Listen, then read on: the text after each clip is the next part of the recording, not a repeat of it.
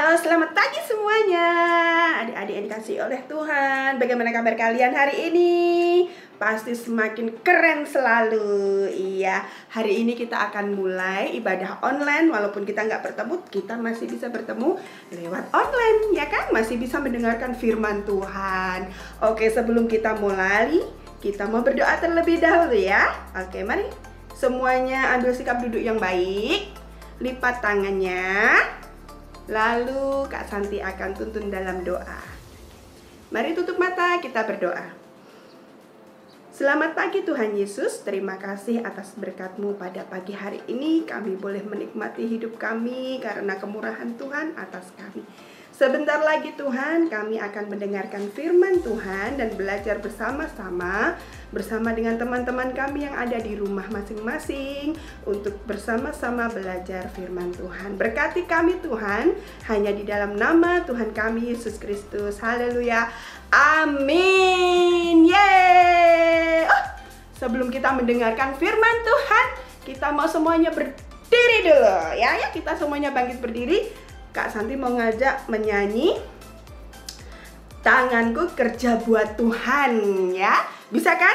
Oke, yuk siap-siap ya. Hitungan ketiga kita mulai yuk. 1, 2, 3. Tanganku kerja buat Tuhan, mulutku memuji namanya, amin. Kakiku berjalan cari jiwa, upahku besar di surga. Nah, seperti itu ya. Tirukan dengan semangat ya. Oke, kita mulai lagi. 1, 2, 3. Tanganku kerja buat Tuhan, mulutku memuji namanya, amin. Kakiku berjalan cari jiwa, upahku besar di surga lagi. Tanganku kerja buat Tuhan, mulutku memuji namanya, amin. Kakiku berjalan cari jiwa, upahku besar di surga. Yeay. Kalian keren sekali, hebat. Oke, sekarang silahkan duduk dulu.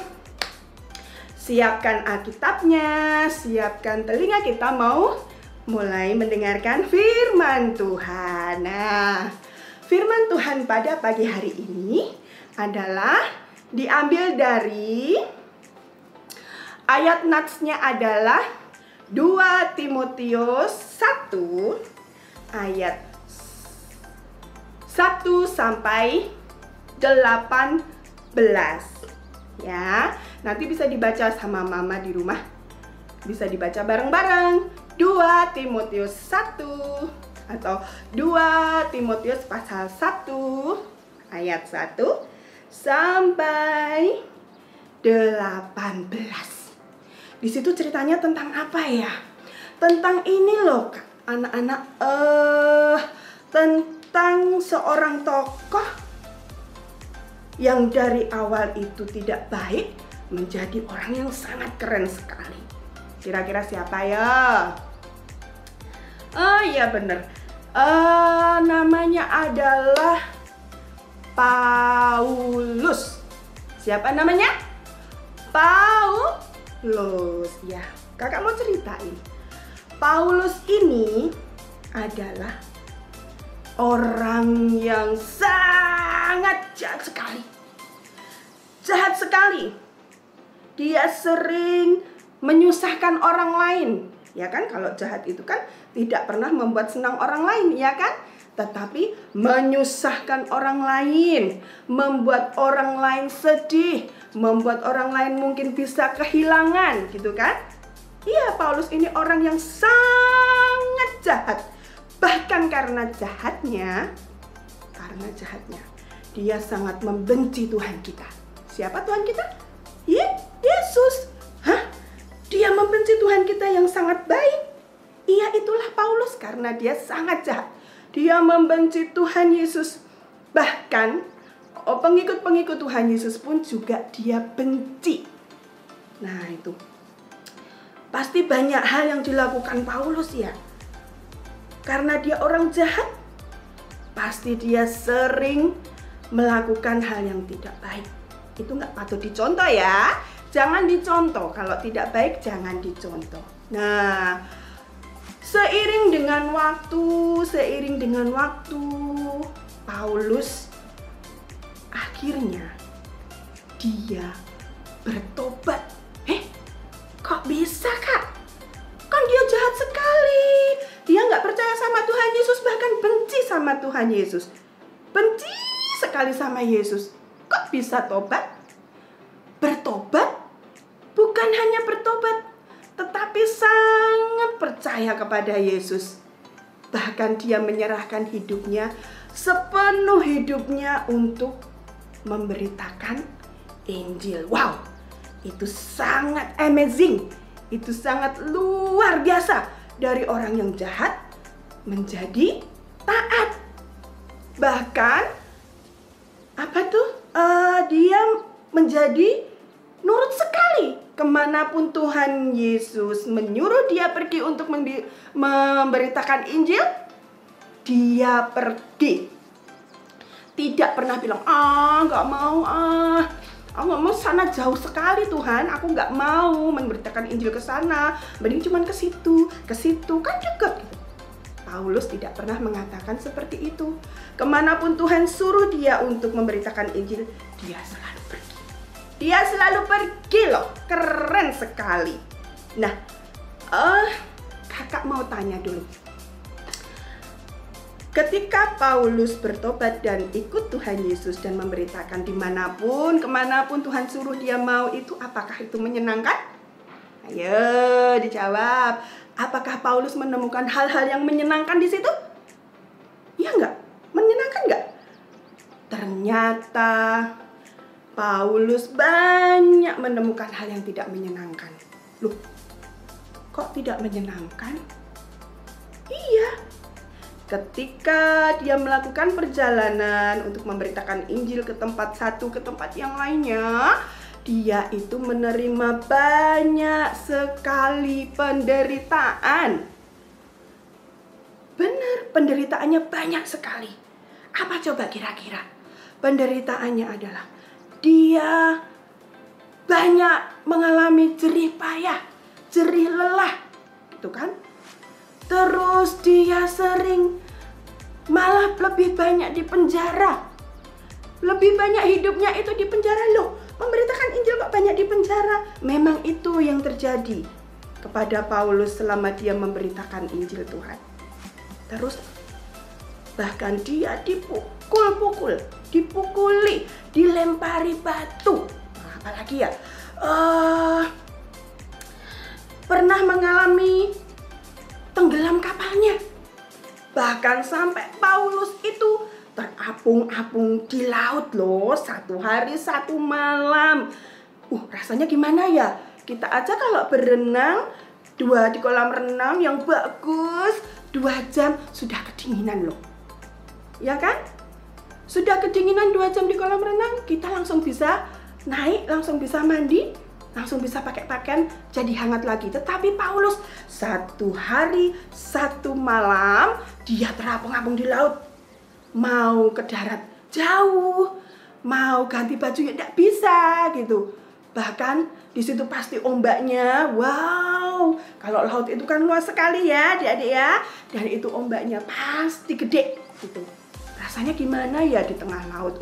Nanti kalau ada hiunya, kalau ada ikan apa lagi? Nanti aku dimakan. Itu tantangannya Paulus. Apalagi coba? Bahaya dari saudara-saudara palsu. Saudara palsu yang di depan baik tapi di belakang nggak baik. Nah seperti itu. Perjalanannya lagi di padang gurun. Nah tahu nggak? Padang gurun itu adalah banyak sekali hewan liar yang buas di situ. Ada apa coba? Ada singa bisa jadi, ada harimau bisa, dan hewan-hewan buas yang ada di padang gurun. Nah, kalau dia tidak hati-hati selama berjalan di padang gurun, ya tidak awas ke sana, tidak awas ke sini, nanti tahu-tahu bisa diterkam. Bahaya sekali kan? Nah, ada lagi apa itu? bahaya dalam perjalanan itu sering menemui banjir juga.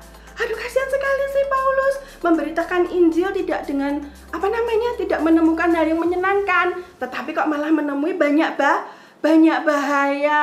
Aduh, kasihan ya. Iya, bahkan sering loh dalam perjalanannya dia tidak tidur. Karena apa? Tidak tidur karena perutnya lapar. Sekali kalian kalau lapar bisa tidur? Iya, bisa merem, tapi badannya usek ke sana, usek ke sini, perutnya nggak enak, lapar sekali, gitu kan? Paulus juga tidak bisa tidur, sering tidak tidur karena dia lapar dan haus, ya kan? Tidak enak sekali di badannya, gitu kan? Bahkan dia sering kedinginan karena dia tidak memiliki pakaian yang layak. Nah, itu kasihan sekali ya. Tetapi apa yang kita petik dari sini coba? Ya.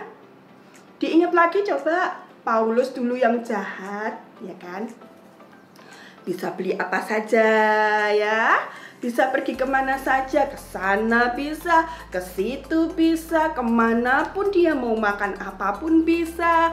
Mau pilih makanan yang lezat, ayam goreng pun dia bisa. Tidur dia bisa di kasur yang empuk ya. Tetapi ketika dia bertobat, malah dia menemukan banyak sekali penderitaan. Kalau kalian pilih yang mana? Pilih yang jahat tetapi hidupnya enak, jahat tapi hidupnya enak, atau pilih yang ikut dengan Tuhan walaupun hidupnya susah. Susah ya milih ya.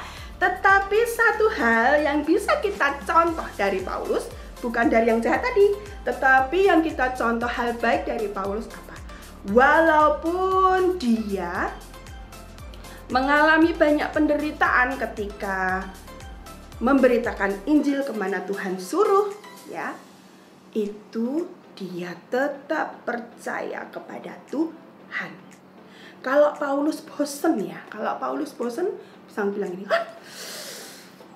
dulu aja waktu aku jahat aku bisa makan enak, aku bisa tidur di tempat yang nyaman, kasurnya empuk, ya, ada kipasnya, ya. Mau minta makan, minta minum, tinggal dianterin sama pelayan gitu. Sekarang aku ikut Tuhan kok malah menderita ya. Kalau Paulus tidak punya hikmat dan tidak taat, dia pasti akan meninggalkan Tuhan. Sudahlah, aku malas mau memberitakan Injil kemanapun, capek. Malah pernah di laut, itu kalau aku tidak pegangan apapun, pasti aku akan tenggelam. Berjalan di padang gurun, bisa-bisa aku dimakan harimau. Hidup kok susah amat. Mau tidur aja perutku lapar, aku haus, kedinginan. Nggak ada yang tolong aku kasih baju gitu. Kok sedih ya, kok susah ya aku. Mending aku sudahin aja. Tuhan, aku nggak mau lagi memberitakan Injil, nggak mau lagi kamu suruh kemana-mana. Itu kalau Paulus tidak menjadi taat lagi. Tetapi di sini Paulus sangat taat dan sangat percaya bahwa Yesus yang dia percaya itu adalah Tuhan dan pasti akan menolong dia, ya kan? Pasti Tuhan akan selalu menyertai dia karena Tuhan itu adalah Maha Kuasa. Ya, walaupun di dalam perjalananku aku menemui bahaya banyak. Ketemu singa, takut ya. Tetapi aku percaya Tuhan akan tolong, Tuhan akan melindungi. Dan Paulus tetap menjalankan perintah Tuhan dengan memberitakan Injil kemana-mana. Nah, dari sini kita bisa belajar bahwa ya, kadang hal sulit apapun, asalkan kita tekun dan percaya kepada Tuhan, pasti kita bisa melaluinya. Nah, di dalam kehidupan sehari-hari ya, adik-adik semuanya pasti pernah menemui yang namanya PR. Apalagi masa pandemi, ya kan, selalu dikasih tugas setiap hari. Nah, kadang ada yang tidak kita kuasai. Misalkan aja ya, kita hari ini belajar dapat tugas matematika perkalian, aduh perkalian susah gitu kan. Aduh gimana ini mama, aku nggak bisa gitu. Pasti mama akan bantu juga kan.